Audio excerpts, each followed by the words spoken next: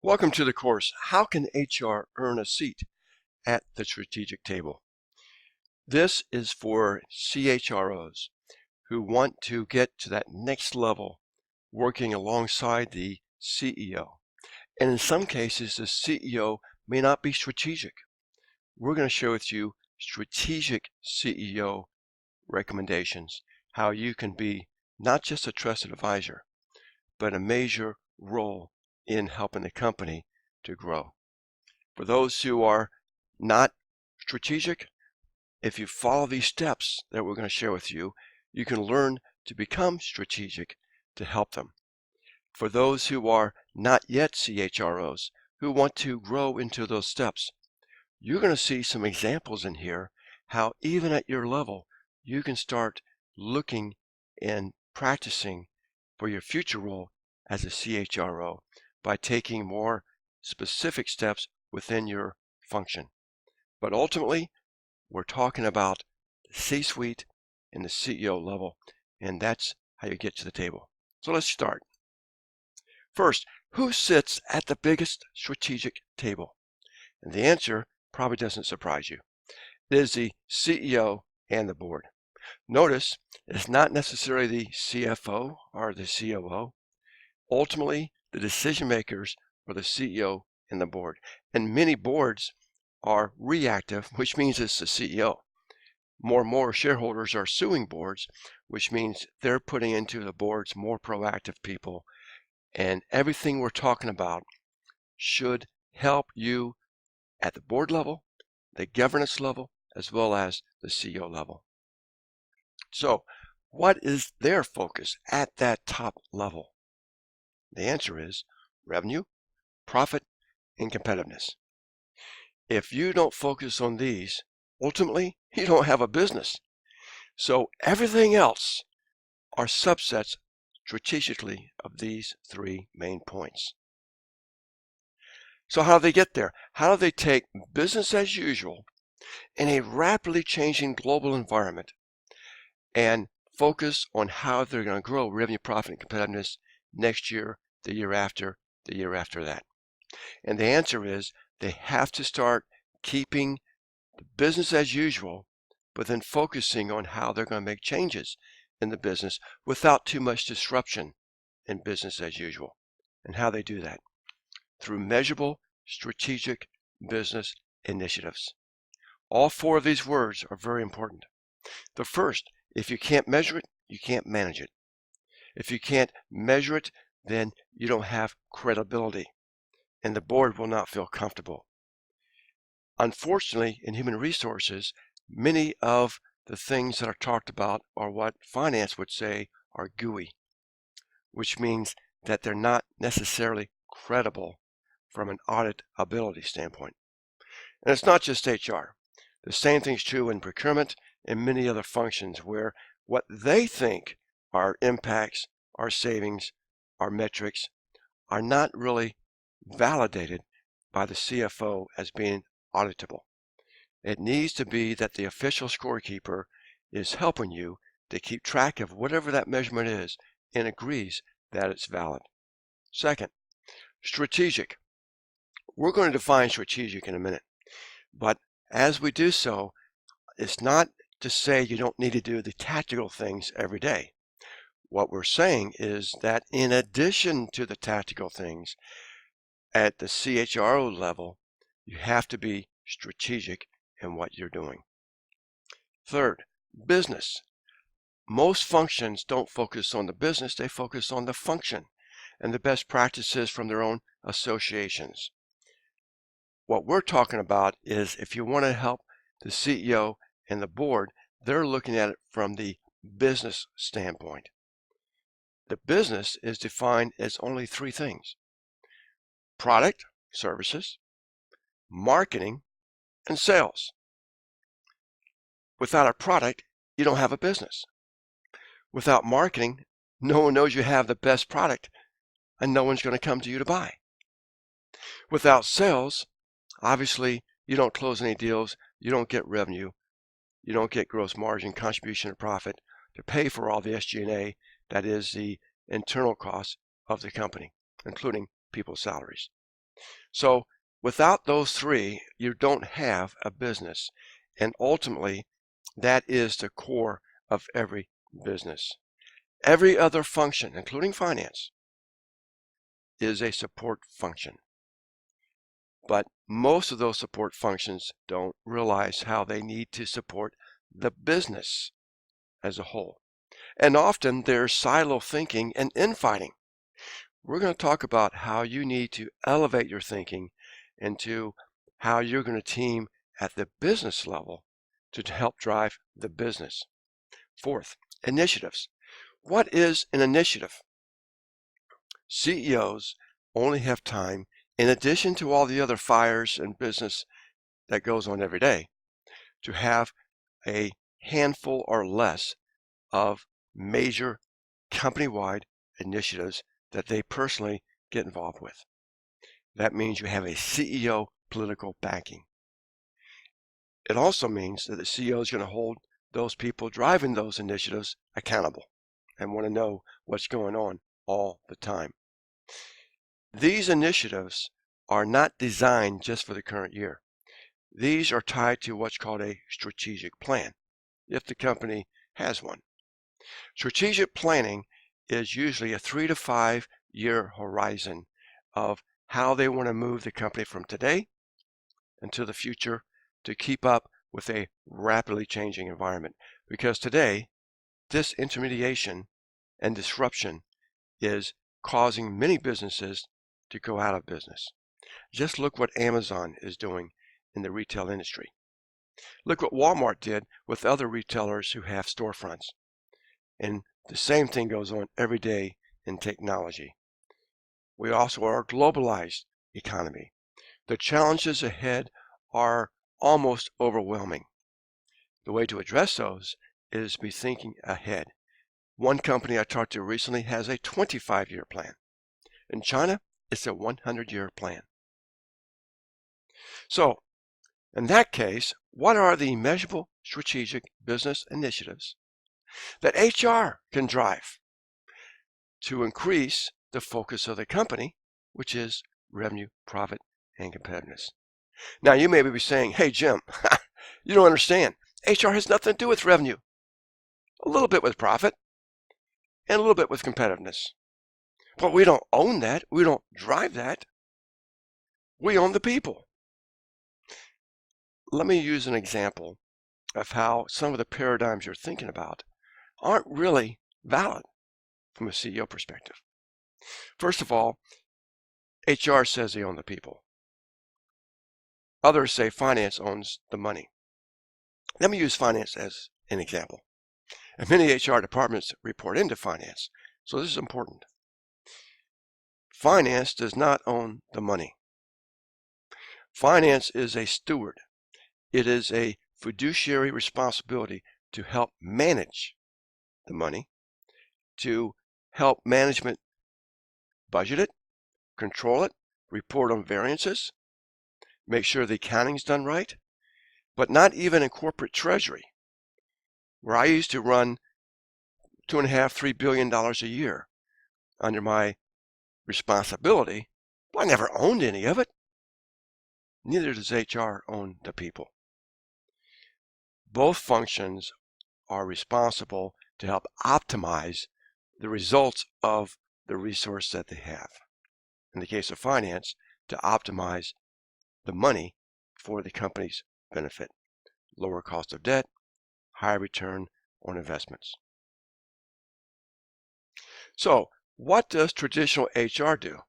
Now, we just talked about strategic HR is going to look at revenue, profit, and competitiveness. Traditional HR has each one of these categories. And I'm not going to go into details. You know these well. The key is, if you're driving revenue, profit, and competitiveness, those new paradigms that come out of that in a strategic plan will impact every one of these. And if it's not impacting these, it's not being implemented throughout the company. It won't happen. And those responsible for those initiatives will fail. So you'll see in a minute how we suggest to approach the issue. So is traditional HR strategic. And as I go through this, some of you may be very concerned about what I'm about to say and feel that I'm challenging you. And the answer is, you can stay as you are, but if you really want to move up in the company in a stronger position, adding value to the company, getting a seat at the strategic leadership table, then what I'm about to say is an advice that I'm giving to you. Number one, most traditional HR functions are critical. Now here is the important difference. The word strategic has two primary meanings. The first is, it is strategically important. HR is a strategically important function. It is critical to the company. The second definition refers to the time horizon. A strategy is more than tactics. Tactics are how you do something. A strategy is a vision and the big picture of where you need to go. And in companies, 3 to 5 plus years is the horizon. So if HR is focusing on the current year, then they are tactical, not strategic, with that second definition. So again, strategically important, but not acting strategically the way the CEO acts strategically, looking ahead at what needs to happen, designing the steps to get there, tied to the initiative, which is ultimately a project plan of how you're going to take the steps to make it happen. Administrative. In fact, HR was called personnel back in the 60s. Risk avoidant. Most executives look at HR, most non-HR executives look at HR as being administrative and risk avoidant. And in many large companies, they deliberately go around HR. And HR, as long as they don't violate some of their areas of responsibility, don't really get involved in the business. And you may say that you do, but I talk to executives all the time, and there is a hitting against each other, a barrier, a wall, a silo, where they're not really teamed together. So they're ignoring some of that really good value that HR can bring because they don't believe HR understands the business and how to move the business forward. Focus on cost reduction. Many people in finance and HR and other functions look at how much money can I save. That's my value I'm bringing. The problem is, unless you're looking at it from a strategic standpoint, every dollar of cost reduction could be considered good, adding to profit.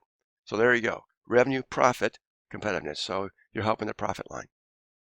The reality from a business standpoint is that businesses make decisions based on risk, opportunity, and cost. The cost for addressing an opportunity is called an investment, and they're looking for a return on that investment.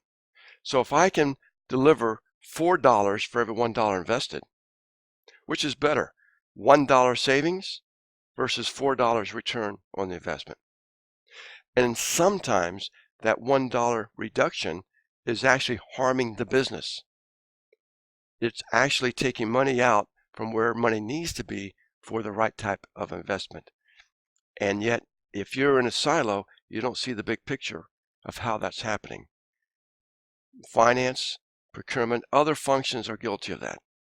And so is HR. Focus on traditional best practices. Here is a major point I want to make. SHRM and other good associations come out with best practices. Harvard Business Review comes out with recommendations.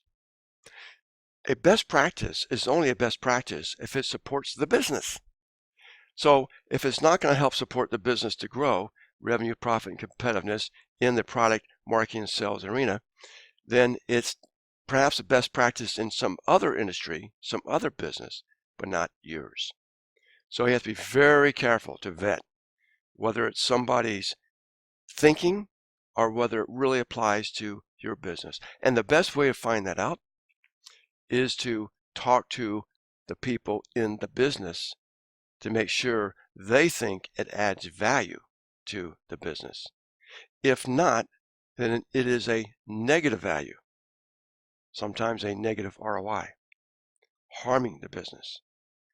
And that's one reason why HR and again, other functions who also look at traditional best practices have the same problem. You have to be strategic in your thinking and select those that are best of breed or best in class best practices to apply to your business. Reactive to changes. Again, every function is reactive to change. Change is hard to do, particularly in a highly regulated area. HR, just like finance, has a lot of compliance issues to deal with. But sometimes those compliance issues are so inherently enjoined that they actually distract from the business. There's a way you have to balance those two. You have to be compliant, but there are ways of being compliant that help support the business. There are ways of being compliant that harms the business. In both cases, you have to look at how am I going to change the business in the next 3 to 5 years to help grow the business while managing the processes and compliance issues. Hard to measure impact on the company means that you can't measure it. HR does not have a lot of financial measurements or what I call HR measurements that are auditable. A great example is this new concept that's been around for a number of years, but new to many, called engagement. From a finance standpoint, the measurements of engagement in a company are not auditable. Why? Because politically motivated people can skew the results for their department, which gives false positive readings for their department. Meanwhile, those who are honest, are more honest, may actually answer it truthfully, and the company looks at them as the problem because their results don't show up so well. So a lot of engagement studies show more engagement than is actually happening. Engagement's good. It's a point to be made as to the opportunity, and I'll use that in a minute to make an example. But be careful in your metrics. You have to team with, in my opinion, the finance people who are normally looked at as the official measurement people in the company to get them to validate, because measuring something by itself means very little. You have to convert that measurement to impact on the company. What is the financial impact on the company? If you do that, all of a sudden, you're going to have a much higher level of esteem because now the CEO and the CFO understand your contribution to the company. In many cases, just like training, just like sales and many other functions, and IT is classic in that billions of dollars were spent on IT, and the CEOs always ask the question, where's my return on investment? So, is your HR organization demonstrating measurable results? And how are you going to measure those? Is your organization tied to the company long-term strategic plan? Is it tied to the business? Number one. Forget revenue, profit, and competitiveness.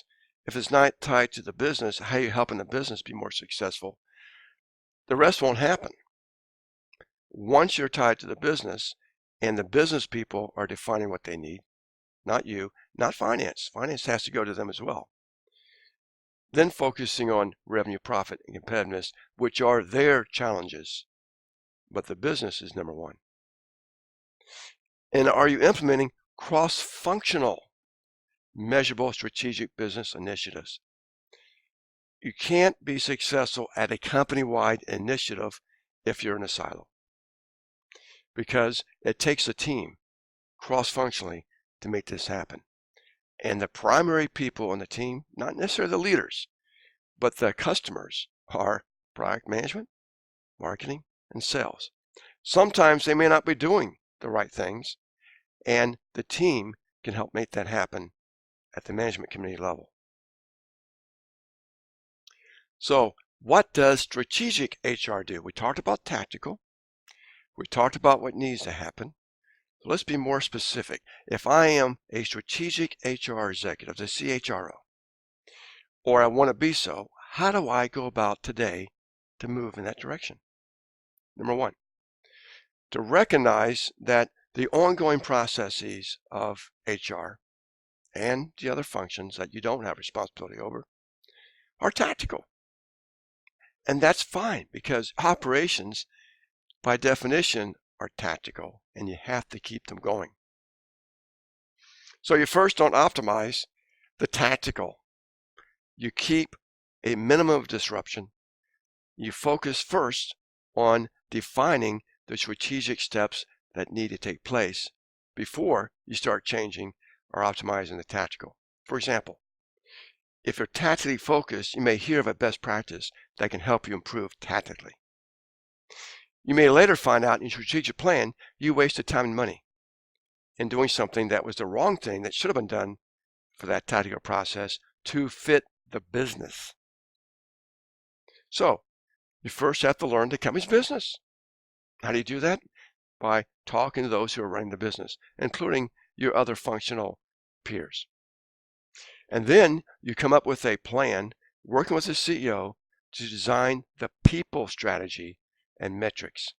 However, those who are best at doing this have these conversations with the lieutenants of the CEO, your peers, to make sure that when you talk to the CEO, they're all nodding their heads up and down because you're addressing their issues. They agree with what you're saying. They're supporting you, particularly the CFO. Why? Because they're the owners of most measurements and audit ability. Internal audit reports into usually the board and finance. And these have to support the business. Then this proposal has to be approved by the CEO and the board. But they're going to have a consensus mindset that says if any of your peers strongly objects, they probably won't approve it. So that's why you need to sell them first and make sure that everyone is agreeing that this is how to support the business needs. Next, create new paradigms to maximize the alignment, engagement, motivation of every employee. So the plan is a big picture, how you're going to solve the problem, but then you need the tactical steps to make it happen. And many of these tactical steps are not business as usual. It's a new way of looking at things that help drive the ultimate goal. And we'll give you an example in a minute. But it has to be support of the business ROI and the other business initiatives. And then you go back to your tactical operations to implement the unique initiative strategies throughout all your processes, including employee development.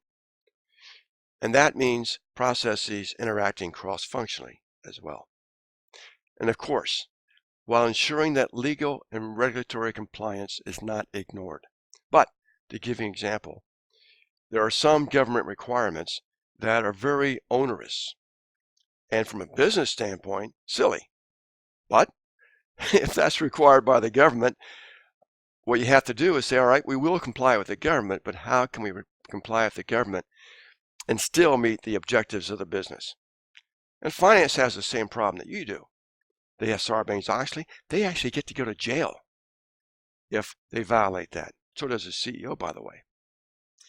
And the same thing's true with the SEC, Securities Exchange Commission, FASB, their own CPA requirements in terms of GAAP, generally acceptable accounting principles. And so they also have a lot of oversight from them. So let me shift now. How can a traditional HR department, who's not used to everything I'm talking about, add the strategic dimension? Where do you get started?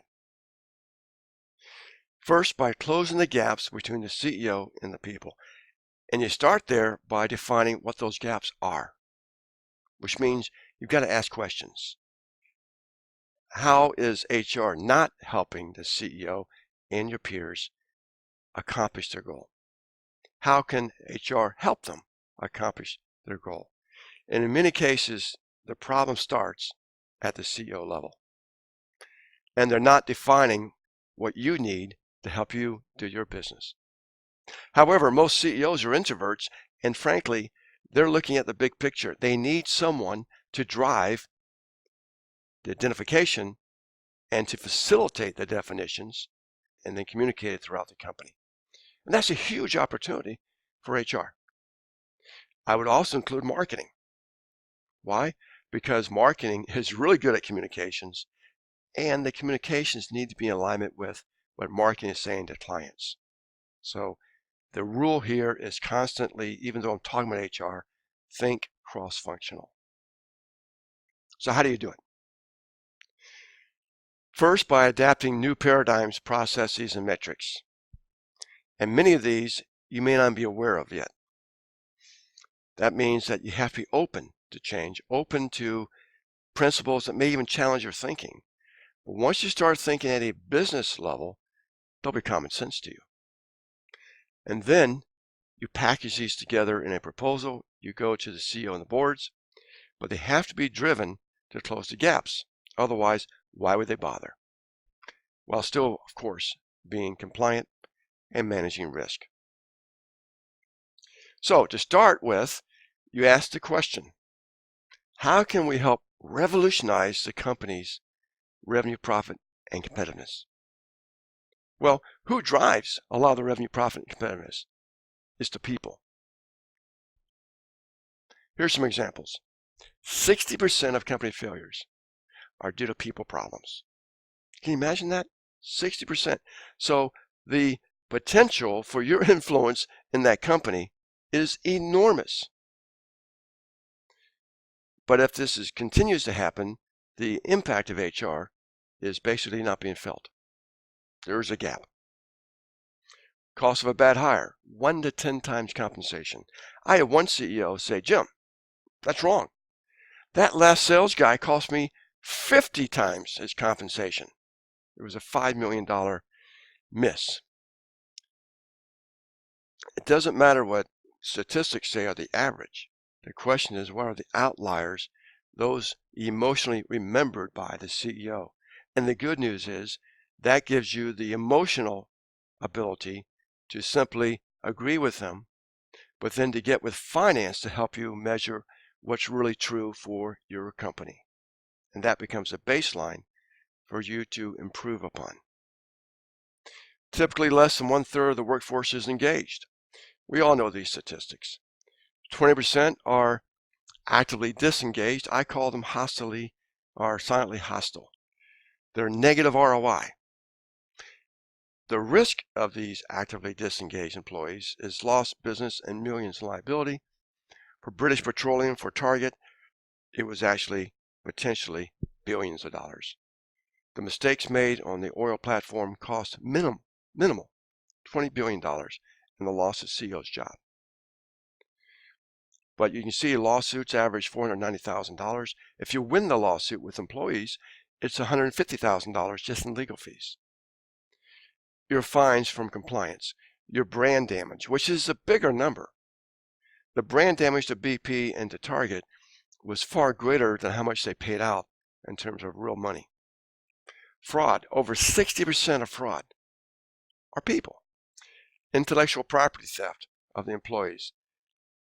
Time that's not being spent wisely. The list goes on and on. These are costs to the business that you can help with if you can solve the challenges and close those gaps. Here's a paradigm I want to share with you. If you're focused on just risk compliance and focus on just controlling costs and squeezing every dime you can, in many cases you're actually creating a negative environment with a negative return on investment, negative momentum, and negative return on investment of time, ROIT. That's not something that wins a lot of favor about those who are trying to drive the revenue, profit, and competitiveness. Because again, penny wise but pound foolish, or in American terms, penny wise but $5 foolish. So here are pictures you're very familiar with. I like them because particularly the one on the right shows the picture of what we talked about with engagement. This has huge collateral for you to talk about, but not, again, to depend upon for the metrics. There are other metrics to use, but you should see this improve over time, and this helps make the point that even the finance people would nod their heads up and down, but you have to start to learn how to measure it. But the point here is that bottom chart. Notice these are generations of engagement. And the traditionalists, that's basically World War II, the baby boomers, those of my generation, engagement gets less. And the millennials are the least engaged, the most challenging. And I think every CEO and HR person would agree it's a big challenge. Who knows what the next generation is going to be? If this trend holds, it's not going to be better. Which means that if these numbers haven't changed in 20 years, and I had one CHRO say, Jim, the engagement studies through Gallup haven't changed in 20 years. So we're okay. Well, that's a different mindset because most CEOs who I know, if they went to the boards and said, hey, board, I'm going to keep revenue, profit, and competitiveness flat for the next 20 years, would be fired on the spot. And yet HR often thinks it's okay. It's not okay. And it's going to get worse as a challenge because you see the trends. To keep it flat is going to be a challenge, much less to improve these numbers. And there are ways out there today where you can improve these numbers. So the question to ask the company and finance is, how are these impacting the company's revenue, profit, and competitiveness? Let's just take a look at sales.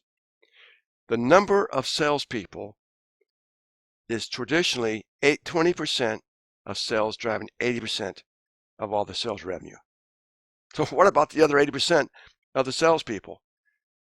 Well, there's always going to be a Pareto rule, but you can keep moving the bar and improving how many of those are actually producing greater and greater revenue. And in my opinion, most of the reason, it's not training. You have the wrong person in those slots in the first place. And it's not because of their background or resume. It's that behaviorally, they don't belong in that type of sales. Really simple. So if traditional thinking is not working, is there really a better way? We call it paradigm shift strategic thinking. So you look at the big picture that says strategically we need to get from point A to point B, we need to close the gap, we have to improve and change. How do we do it? Well, it's going to take a different way of looking at the world. I'm going to share one of them with you right now. If you look at what companies usually talk about in how they manage people, human resources, human capital, finance, their expenses. Expenses have feet. Headcount. I use the word commodities because if you define resources, capital, expenses, and headcount, it's no different than holding a handful of rice or grain in your hand. One grain, one kernel of rice is the same as the others from outward appearances. They are usable, disposable, fungible commodities. Is that what employees really are? I'll tell you that employees often feel like they are just that, and they're treated that way. They are just a number. And the bigger the company, the more they feel that way, which means that their response to the company, frankly, is the same. Why should I care and add value if I'm just a commodity? If they view me no differently from everybody else, if my compensation is tied to a statistical mean in a bell curve, which is the way most compensation planning happens. Let me give you a different perspective. If you're paying monthly salaries and benefits, are your people an expense or an investment? And if they're an investment, what's the return on investment and increasing value of your human investments? And if an investment, how are you helping those investments, those people, to produce a measurable ROI and increasing value? And if an investment, shouldn't the employee be accountable and responsible for their own performance, or I would say for the results of their own actions. You look at this as your own personal stock and bond financial portfolio. If you have a underperforming stock or bond, what do you normally do about it? Well, you look in the future and say, all right, I think the market's going to turn and that stock or bond will recover and do just fine. Nothing wrong with that. On the other hand, if it continues to go down and you don't see it turning around, what action are you going to take? That's the type of viewpoint a CEO and a CFO looks at the employees. But they're looking for employees who have positive ROIs. I mean, aren't you excited about that stock or bond that is doing really well, that you even brag about it? Well, that's what companies need, is that perspective. CEOs, every CEO I've asked this question to has agreed employees really are human investments. They just don't know how to take this concept and implement it. So if there are human investments, there are levels of opportunity you can take, plan, make initiatives to look at the world differently from all levels of management and start looking for how they can reduce that ROI and increase in value. And if you're the one leading that parade, all of a sudden your credibility shoots through the roof. But to do it, you have to put together a plan, measurable, strategic business initiative that results in achieving revolutionary results in revenue, profit, and competitiveness, and do it cross-functionally. But the question is, if you're leading this parade, you're going to get the visibility, and people will appreciate it because they're focused on all their other issues and would love for someone to take the leadership in this initiative. So there are 4 levels of opportunity if you believe that your people should be human investments and viewed that way. Number 1, at the board and CEO level, to help facilitate defining the people requirements for what I call the human investment portfolio, needed to drive higher levels of revenue, profit, and competitiveness. In other words, what do we need to support the business? And if all these people in the organization aren't really helping to support the business, why are they there? Where's the ROI? Where's their increasing value? And that's what's happening in most companies, is they don't go through this process. And then they have the governance to make sure it happens. And that includes the business initiatives, including changing everything it impacts within all the HR processes in compliance with the laws to make it happen. Once that occurs and you now have those definitions, all of a sudden people know how to align with the company. In many cases, everything's gooey. You talk about culture. Well, what does that mean? And there's some nice words that go around it. But in many cases, there needs to be one culture that is tied to support the business. So first define the business, then define the culture you need, future state, to get support in the business. Look at what you have today as current state, and now you have a gap. How are you going to get there? That's the type of thinking that we're recommending. And then to implement those definitions, which means you're changing the governance and everything you're doing in alignment with how the CEO and the board view is necessary to drive the business. And then to measure your progress so that they have a dashboard with metrics that finance says are valid, but you're the one helping to drive them. Third, at the employee level, most employees are thrown in the water to see who sinks and swims. Most onboarding programs are, here's where the bathroom is, here's your benefit program, here are your confidentiality, all these things you need to sign. But they don't show them how they can learn to swim. At the employee level, you have to show them how the new paradigms and processes are actually helping them learn how they can be more successful if they take the initiative, and how they can tie their success into company success by aligning with the new governance procedures and engaging, producing the results that tie to the metrics that everyone is monitoring. And then to be personally accountable for their results. But the secret of this, which drives motivation of the employee, is if they can see that roadmap, how they can personally take ownership and learn how to develop themselves, how to communicate, and how to sell themselves so that they are actually playing a bigger role in the company. They now have a roadmap so how they can take control of their own future. That excites them. Fourth, tactical solutions. There are many no-brainer concepts, tools, and technologies that are out there, and they have low political risk. In many cases, a positive ROI. I call them no-brainers. But they support the company's business model, and they drive for increasing revenue, profit, and competitiveness. You may say, well, where are these? Well, there are a number of them, but the first question at this level in the conversation is be open to the fact that they're out there, and not to be looking at your current processes and not be looking for what these are. Here's an example. I know it's small print, but it is a tactical example in the recruiting or in organization development. Two major functions HR is responsible for. What it does, it compresses the first half of the recruiting cycle from 43 hours on average to 5 minutes. It reduces the candidate selection by weeks and months elapsed time.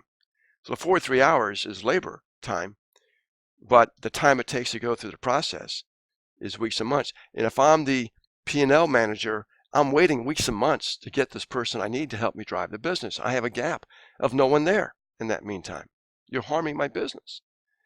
So if you can take it and rapidly get that slate of candidates, of qualified candidates to me, that is huge value you're providing to the P&L manager. And you're able to do it with the best possible pool of the best and brightest before the competition. So if you're not engaging the best and brightest because your traditional method of doing it takes weeks and months, elapsed time, but now you can start engaging day one of once you decide you've finished looking at how many should come into the pool, and you can see who the best and brightest are in 5 minutes.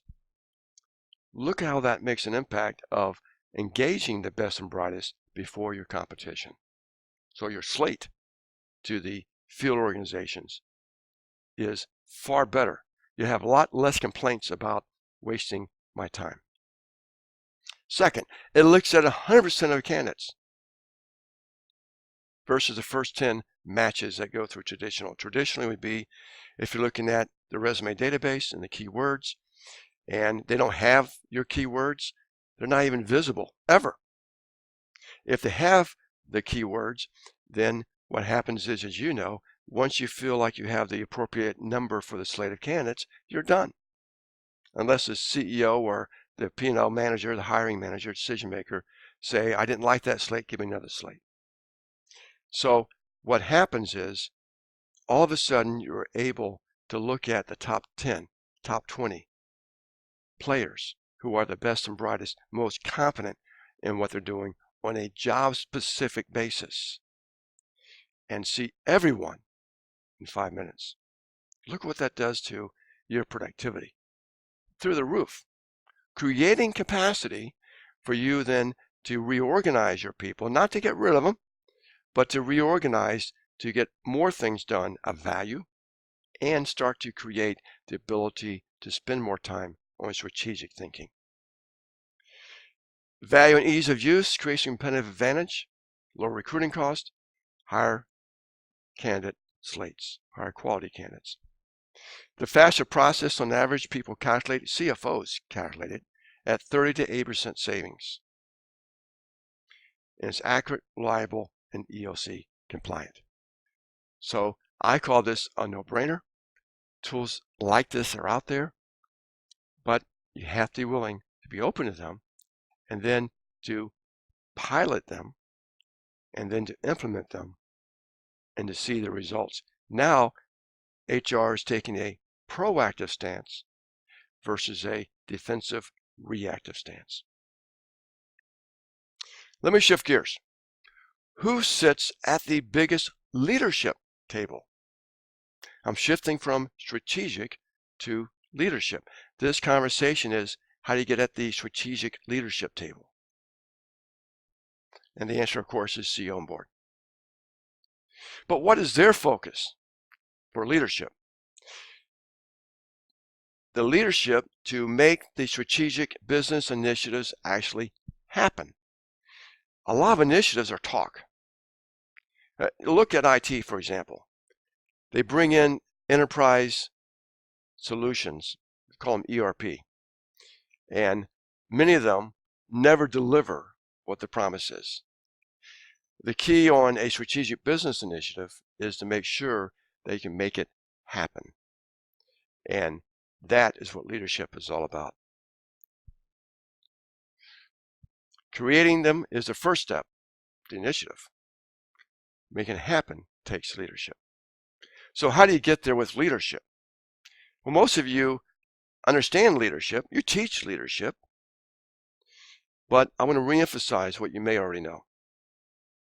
You have to be a leader, not a manager. So let me define this in a minute.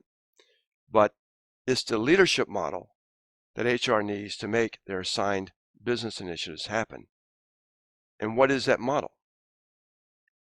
Managers do these things. And again, I'm not going to go through all of them. But they're managing the business. And you need managers for the day-to-day, repetitive types of work for them to follow these. But you also need someone who's willing to look at it from a bigger picture standpoint and be more strategic as a decision maker, and then to provide the leadership to make it happen. And that is this.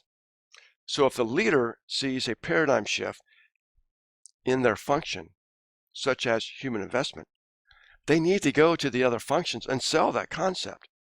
The nice thing is most of them will have the same reaction as the CEO. This is a no-brainer. It's logical. It's common sense. All of a sudden, you're bringing something new, fresh, that makes sense to the business. They then set the direction. They take prudent risk. Notice the managers don't take risk. They're risk averse. A leader, particularly at the CEO level, knows business is all about risk. The difference is the formula. It's opportunity times risk factor times cost factor equals prudent success. So a prudent risk is measured.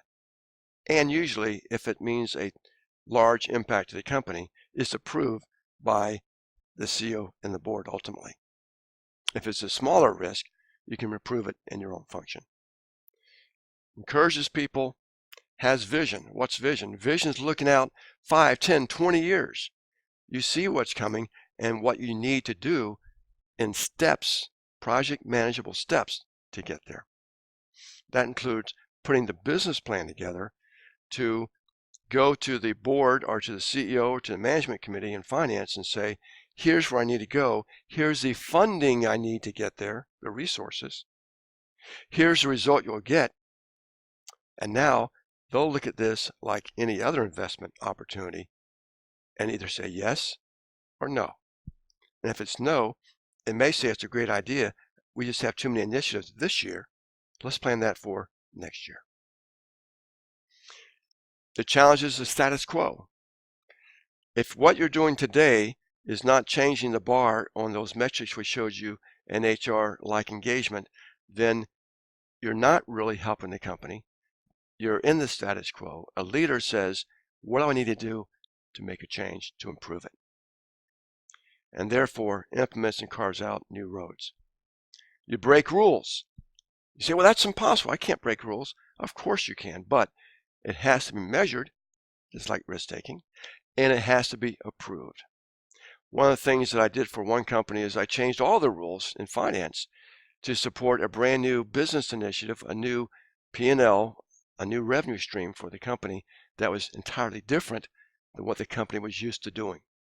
I had to go to internal audit, to the Office of Corporate Counsel, and I had to go to the CFO because I was about to change major roles that were 100 years old in the company. The result was very successful.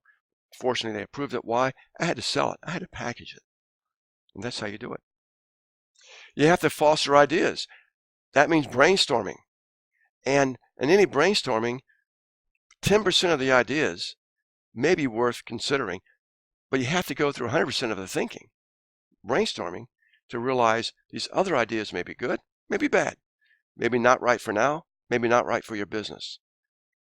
But these 10, let's look at these and pick 2 or 3 that I actually need to prioritize as top of the list and try and make happen what I need from a leadership standpoint. You vote with your heart, but you have to have your facts first. Your head has to be saying yes, but your gut should also be saying this is the right thing. You inspire trust. That means trust has to be earned. If you say you're going to do something, you have to do it and have to be willing to own up to the metrics that validates you're doing what you say you're doing. And then finally, you do the right thing for the company, not for HR. I can't say that strong enough. If you're going to be at the strategic leadership table, the focus is revenue, profit, competitiveness, company-wide. How are you supporting that? Which means sometimes you need to make changes in HR to do that. So what are the CEO Board strategic business initiatives that you can drive through leadership? And what are the implementation paradigms that actually would excite the CEO on board because they haven't heard these concepts before, where you can demonstrate that leadership? In my opinion, the biggest opportunity in business today, not just HR opportunity, company-wide business opportunity, are the strategic business initiatives that optimize the company's human investments. This for HR is a huge opportunity, but it has to be focused on how is it going to increase revenue, profit, and competitiveness. Whoever can make this happen will earn a seat at that strategic leadership table. And the question is, will that be you? If you can get all the people in an organization rowing in the same direction, you can dominate any industry in any market against any competition at any time. It will drive revenue, profit, and competitiveness. And this is an HR paradigm that really applies to the whole company. HR is in a wonderful role to help make this happen. You can't do it alone, but we just share with you a process, a plan, the concepts, the paradigms to help you to do that. Therefore, strategic leadership with measurable strategic business initiatives, such as human investment, in our opinion, is the better way to row. If you'd like to learn more, please feel free to contact me, ask questions. We are passionate about this. We're here to help and wish you the very best of success in the coming years.